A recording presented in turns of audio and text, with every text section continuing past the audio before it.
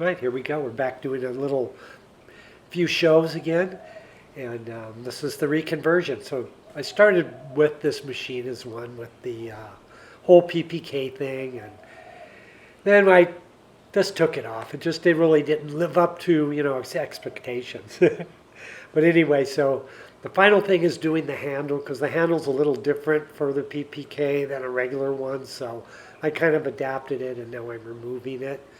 And I just have a regular stock handle I'm putting on. So, these are good quality handles if you order them from them. I almost was going to do that, but I had this one around. So we're going to go ahead and just pop it on. I was going to just use the old clips, but I had a couple of these little inserts with screws on them, and we're just going to use those. It's super simple procedure, and these ones just tighten with an Allen wrench, so they're pretty super simple to do. And I like, the PPK thing has everyone going and people get a little militant about it, but I just didn't find it made anything truly work better because on some machines perhaps, but with the La Pavoni you really don't need to. You got the feeling, and if you're trying to do that 9-bar thing, it's way too many for this machine. That's really a commercial machine thing, and it got everybody confused and going on and trying to tweak it, and it's just too much. 5 or 6 bars runs the La Pavoni really good, and you don't really even need to see that. There it is. I'm going to end up disassembling it and cleaning it up, and I'm going to put it up for sale in my Etsy shop. So it's pretty much brand new, just needs to be cleaned up a bit, and that's it. Probably I'll remove those gaskets and everything, but no worries. Might as well just pop a new gasket on the top too. I have a bunch of them, and they're so easy to do. So that one would have still sealed for years, but we'll pop a new one on. And that's going to be a lovely little accessory. So I'm really excited about running this machine again and giving it a test because it never really, like I said, the PPK never really worked that great. I used it next to several machines, and all the same La Pavonis, but did it work better? No, I would actually say it worked a little less well than a regular stock machine.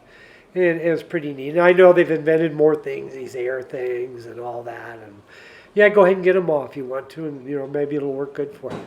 But I think it's just getting a little too cumbersome for something that's meant to be super simple and easy. We're now getting all these doodads. I like to do the 2 gauges, even though that has nothing to do with its operation.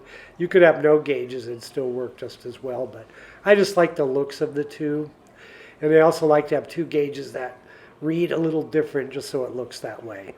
Yeah, it's just something I like. It's kind of like one of those old scooters, or, something with all the rear view mirrors, something kind of ska or punkish, or steampunkish even. But yeah, I just like the looks of it. And yeah, I had a stainless steel adapter I bought from that. They're a lot more expensive than the brass ones, but yeah, I love the way it looks, and let's just run it. Let's just run it with the first a classic double spout. She heats up really good. We'll pop her down to 1, and you can see that both gauges, one reads a little different than the other. One has kind of a blue dial, and the other has a dark one, and yeah, it looks good. It's just what I like to do.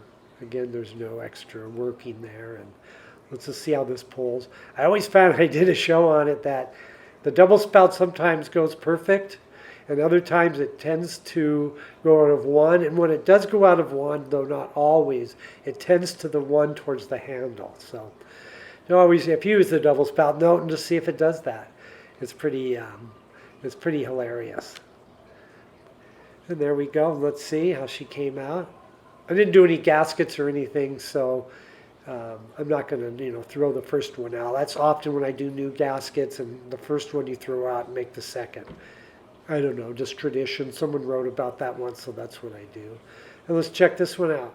Classic little espresso cup, and yeah, beautiful little medium roast, just a standard stock medium roast bean. And comes out epic on the La Pavoni. And now let's go ahead and do a bottomless. Muzzle run both filters, see if there's a dramatic difference. But I tend to use the bottomless more, but I don't know if it really makes a difference in the long run. Either one is just as good. The bottomless just looks cool the way it comes out. So let's see this one get going. It's a tiny bit blustery day. There we are. Yeah, that's going out good. Yeah, this machine is just working so much better without that PPK. And, it's a good idea. It looks really cool. I was in on it. I go, yeah, these things look really good. What a great idea. But I don't know. Maybe on certain machines, other than the La Pavoni or whatever, maybe you like them. I just think it's cumbersome, and the whole way it functions kind of takes away from everything else. But look at this, goes great. There we go again. They're consistent. This is just a medium roast bean, stock bean. Makes, God, it's so great. Go ahead and subscribe up. We got a whole bunch of more of these shows.